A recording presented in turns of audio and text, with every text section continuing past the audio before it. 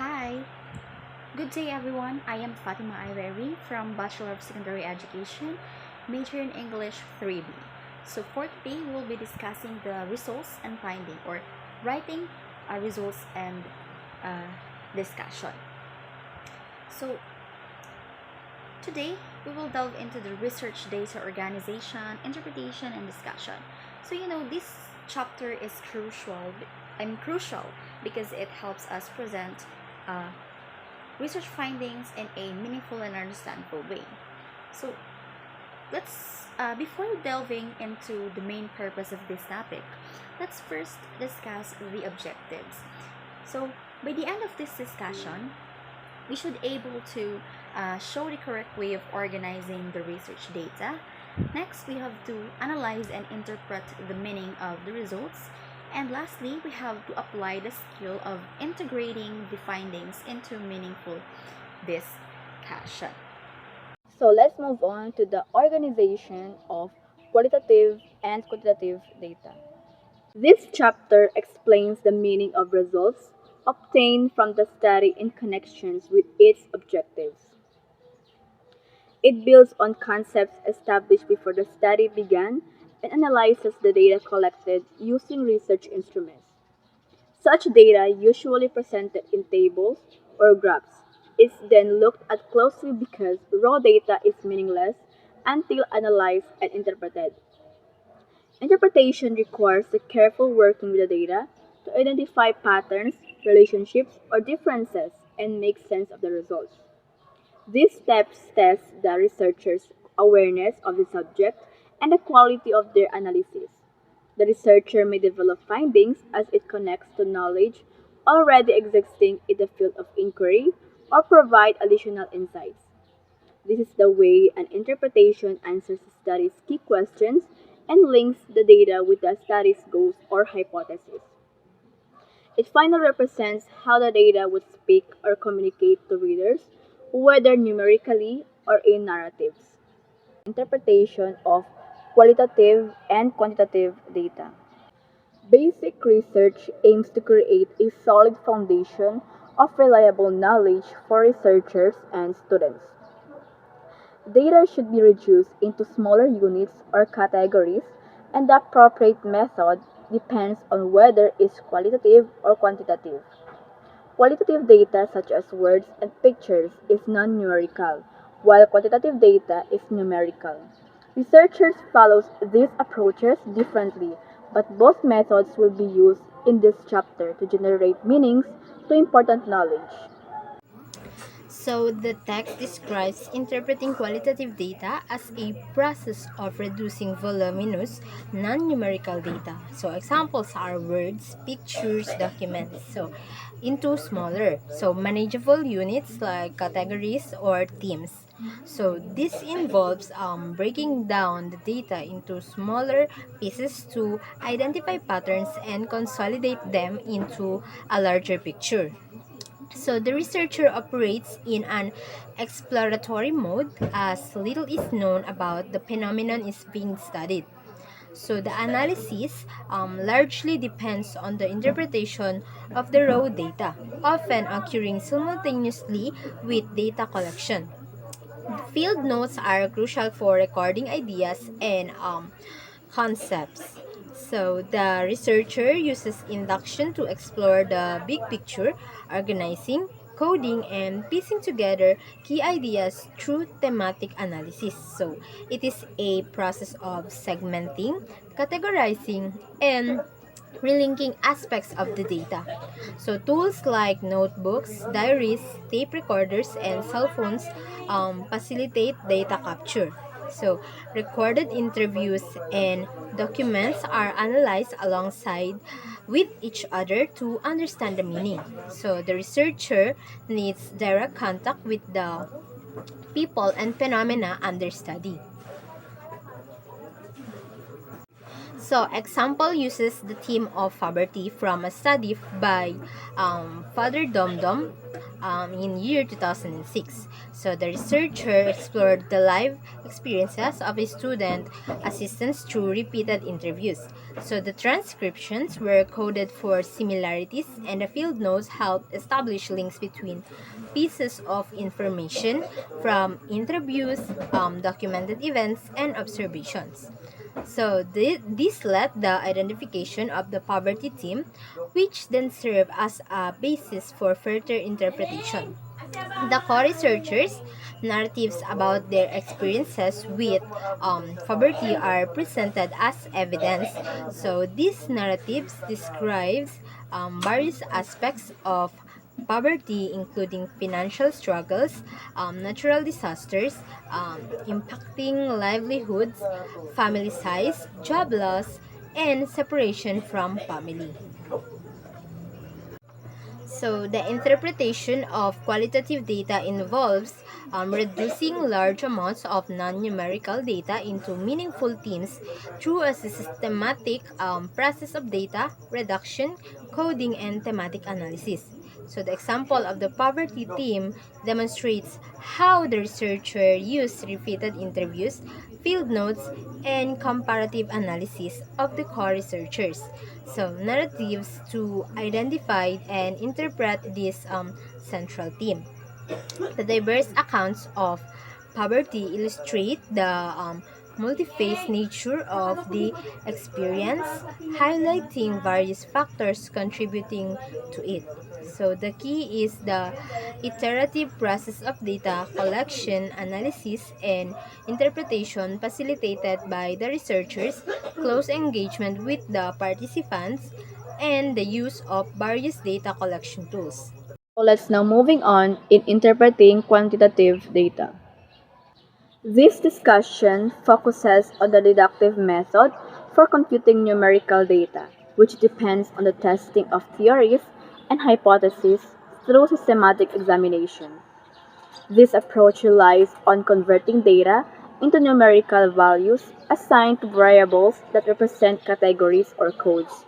Such representation of numerical meanings allow researchers to count, compare, differentiate, and summarize data most effectively. This is an example of response categories for rating scale, according to Johnson 2000. Using 4 points in column B and 5 points rating scale that's shown in column A, C, and D. Understanding statistics is important in interpreting numbers that may be presented. In fact, to represent them in an understandable way, the most common tool used for collecting data is questionnaire. Asking questions or providing statements with response options. This, often referred to as summate rating scales or Likert scales, consists of multiple items to measure the same idea or construct consistently.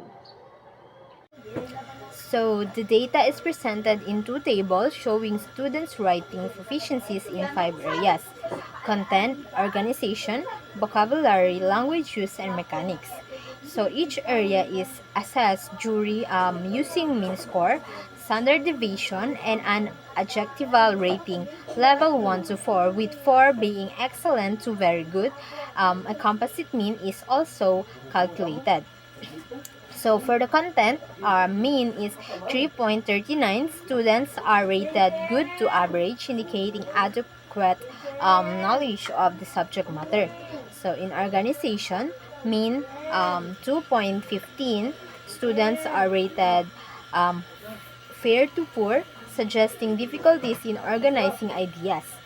Vocabulary, mean 1.54. Students are rated very poor, indicating a significant lack of vocabulary knowledge and possibly relying on translation. So the fourth one is language use. The mean is 1.72. Students are rated very poor, showing mastery issues in sentence construction and language rules. The last one is mechanics. So the mean is 1.54. Students are rated very poor, demonstrating a lack of knowledge of conventions in Chinese writing. So the composite mean, the mean is 2.06. The overall writing proficiency is rated fair to poor. The small standard deviation score across all areas suggests homogeneity in student abilities. So, based on the analysis of the data, the students in the Chinese class demonstrate a fair to poor overall writing proficiency. While their content knowledge is relatively good, their organization, vocabulary, language use, and mechanic skills are significantly weak. So the consistent, very poor ratings in vocabulary, language use, and mechanics suggest a fundamental lack of understanding of the Chinese language, structure, and conventions. So this indicates a need for focused instruction in these areas to improve their writing skills. So study 1, Chinese writing proficiency. This study uses a composite mean of 2.06 with a standard deviation of 0.68 to indicate that students' writing proficiency is fair to poor. The low scores across all 5 areas, content, organization, vocabulary, language use, and mechanics, suggest a significant need for improvement in fundamental writing skills. So the small standard deviations point to a consistent level of weakness across the student group. So in the study 2, teacher or school expectations, this study investigates the impact of teacher or school expectations on academic performance. So the composite mean 2.781 and the individual means for each aspect of teacher expectation ranging from 2.65 to 2.936 all fall within the great extent category, indicating a strong influence of expectations on student performance. So the relatively small standard deviation suggests consistency in the student's perception of this influence. So, in the study 1, the first study reveals a significant deficiency in students' Chinese writing skills. So, their overall proficiency is rated fair to poor with weaknesses across all assessed areas. So, this highlights a substantial need for targeted interventions to improve their fundamental writing abilities. So for the study 2, the second study strongly demonstrates that teacher or school expectations significantly influence students' academic performance. So the consistently high scores across all aspects of teachers' expectations indicate that students perceive a strong impact of expectations on their performance. So these findings underscores the importance of setting appropriate and supportive expectations in education. So let's now proceed to the table 3, which uses the descriptive behavioral strength of students at risk for emotional or behavior disorder in terms of affective strength. The study's assessment of affective strength reveals a mean value of 2.967, indicating that students at risk for EBD may have affective strength but struggles with proper emotions and expression. The low standard deviation scores indicate commonality among respondents. Most respondents express seeking help when needed, indicating meaningful relationships with significant others. The majority of respondents were emotionally receptive to concern and affection, possibly reciprocating with positive expressions if they felt respected and appreciated. Now let's delve into the interpreting data gathered through testing the hypothesis.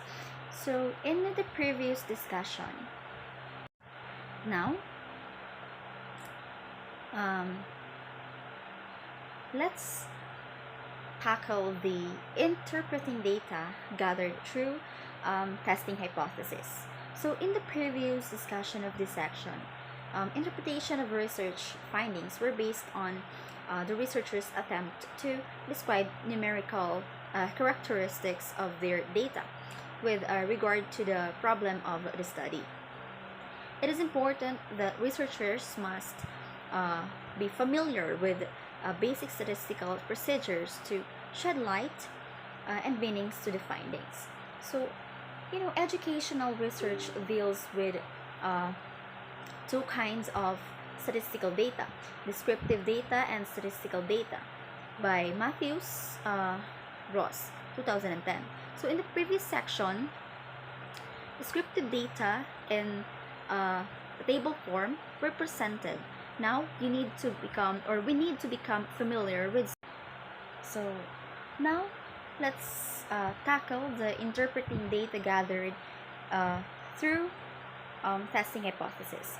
So in the previous discussion of this section, interpretation of research findings were based on a researcher's attempt to describe numerical characteristics of their data with regard to the problem of the study. So it is important that researcher must be familiar with basic statistical procedures to shed light with and what do you call this, meanings to their findings. So educational research deals with two kinds of statistical data: descriptive data and the statistical data. It is from Matthew and Ross, 2010. So in the previous sections, descriptive data in table form were presented. So now we need to become familiar with some symbols that are used to represent in a several commonly used statistical presentations rather.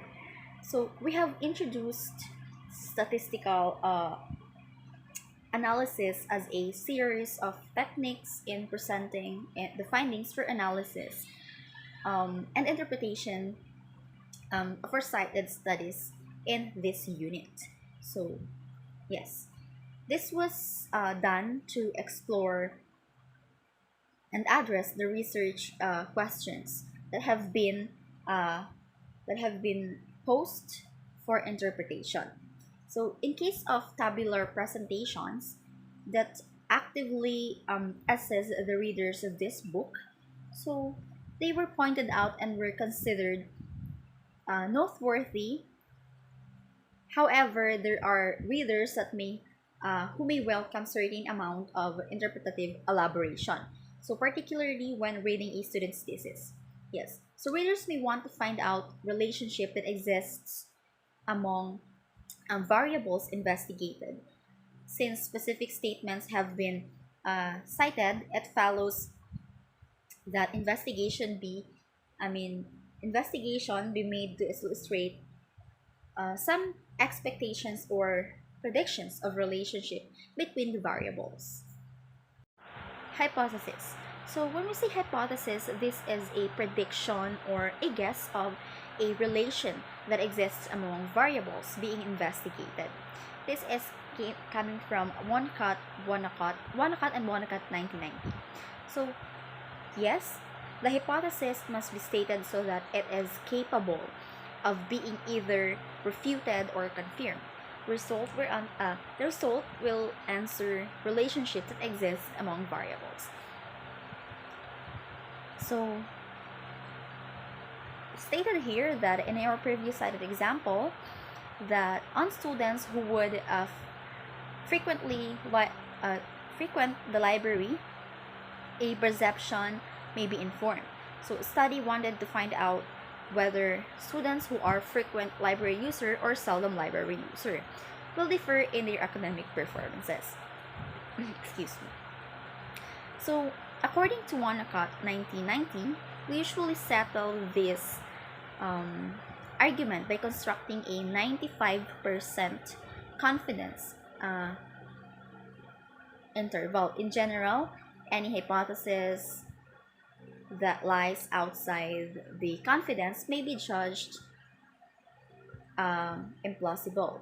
So that is, it can be rejected. So on the other hand, any hypothesis that lies within the confidence interval may be judged plausible or acceptable. So in conforming to the condition, we usually speak testing or at an error level of 5%. So the hypothesis, according to the author Wonnacott and Wonnacott 1990, is author Wonnacott 1990 It is a particular interest. It is called null hypothesis since it represents no difference or whatsoever. So in rejecting um, it because it lies outside of the confidence or outside of the confidence level rather. So we established the important claim that there was indeed a difference between students who are frequent user and who are seldom users. So the result is traditionally called statistically significance at the 5% significance level. So there is a problem with the term statistically significant. It is a technical phrase that simply means enough data has been collected to establish the differences to exist. So it does not mean that that the differences is necessarily important. So Wonacott and associate went on to explain that it says here that statistically significance at the 5% significance level is traditionally phrase typically encountered in a scientific literature. It means exactly as the same thing as our statistically discernible at the 5% error level. So if a 5% level of significance is being used, it would be naturally to speak of the hypothesis being tested at a 5% confidence level. Now, to return to our example, let us formally conclude with the 5% level of significance. We can reject hypothesis of no differences. So in other words, we have collected enough evidences so that we can see a difference in academic performance between frequently library users and the seldom library users. So this means that the result is statistically different. So in print out the data of commonly used statistical package, the decision criteria for accepting and rejecting hypothesis is on the computed printout data of commonly used statistical package. The decision criteria for accepting or rejecting hypothesis is on computed p-value, the significance value. So when we say p-value, it is a significance value. So the p-value summarizes clearly how much agreement there is between the data and the null hypothesis, or which we call the H2. So the p-value or the significance value is an excellent way to summarize what data says about credibility of the null hypothesis. Yes, so I have here date table 4. This is a table number 4. Just show you. Yes. So this is a table from Dumrong 2013. So it compares the quality of life or the QWL of administrators based on their monthly income. It is divided into two groups, which is those earning less than 10,000 baht and those earning more. So this table shows the mean scores for 6 indicators like freedom to express creativity, opportunities to learn, and the financial assistance of higher education. So yes, this key focus is on the significant values or the p-values for the indicator provide financial assistance to personnel to pursue higher education. So the p-value or the significance value is 0.045, meaning that there is a significance difference between the two groups. So the overall p-value or significance value is 0.022, indicating that the income significantly affects the QWL or the quality of work life. So this led to rejecting the null hypothesis, showing that administrators with lower incomes may feel more valued through specific management practices like rewards and recognition. That's it. That's the table number 4 shows in interpreting in the call this interpreting data gathered through through the testing hypothesis. So I hope you guys learned something new from this topic, which is the result and discussion, or writing results and discussion. Thank you so much, guys, for listening, and I hope you've learned something new. Bye.